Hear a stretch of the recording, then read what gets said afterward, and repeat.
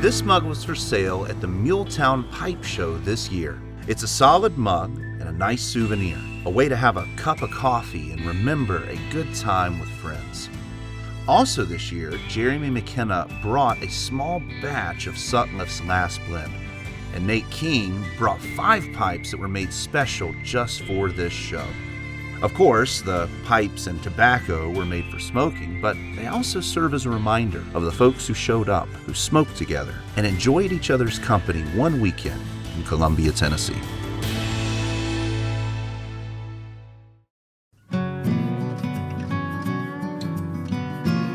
Sutliff came about when it's going to be our Kringle flight from 2023. And as we were dumping a little bit of reek in it, at the end, it had a little bit of mold in that reek. And we pulled it all out and we thought we were clear. We're like, no mold, but you always want to be cautious over that. I honestly told our VP of production to throw it away.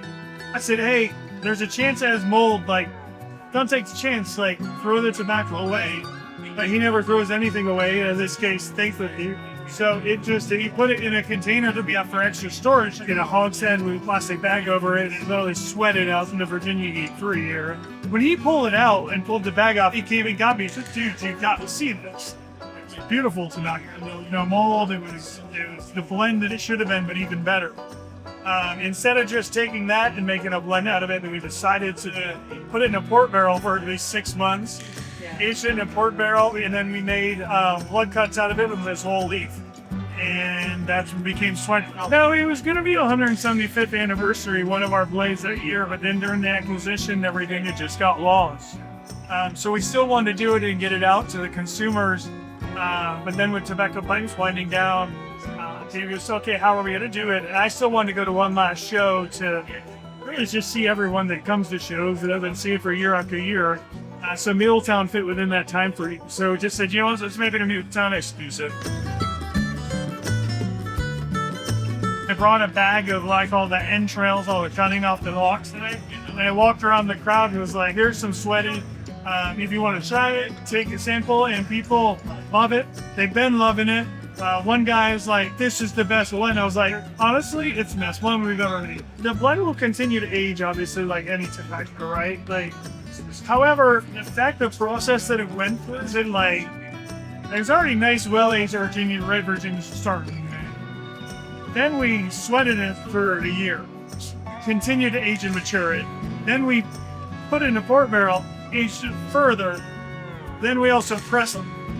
So like the flavors could be more mature and developed and married and blended. All those wonderful words that they already aren't. So we can argue that everything will get even better with time, sure. But I don't think you're doing yourself any service by saying, oh, I'm just going to let it sit another 5 years. I think you're good to smoke it in. This is 100% last one for Sutliff. Our factory shuts down in 16 days from today. And right now what we're doing is really making a bunch of inventory for our paraphernalia of the products we're keeping. So yeah, this was our last new blend. We only made about 195 pounds of it. And we are all sold out, and it is 3 o'clock on the show, and I am out of here. I make Artisan pipes. I've been making since the late 90s. I didn't know pipe shows existed when I started. Met other people that were pipe smokers, and hey, there's a show here, let's go.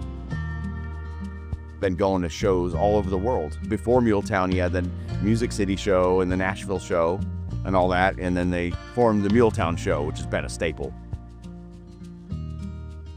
I've always been a proponent of the community of pipes, and shows are the culmination of all of that. Because pipe shows are so special to me, I had decided to make a memento for each show that is only available at the show. And Muletown happens to be the inaugural event. So this year I have my take on a traditional shape, the pot shape, stamped individually, 1 of 5, 2 of 5, 3 of 5, and also with MT for Muletown. Occasionally, people will do special show-related things.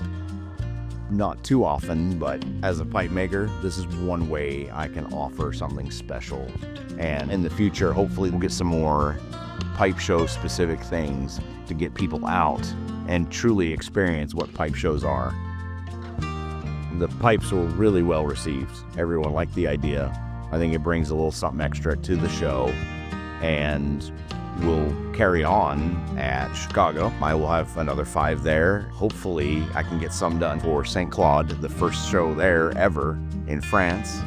And then absolutely we'll have a set for Vegas. There are a number of pipe clubs and things out there, and those are fantastic.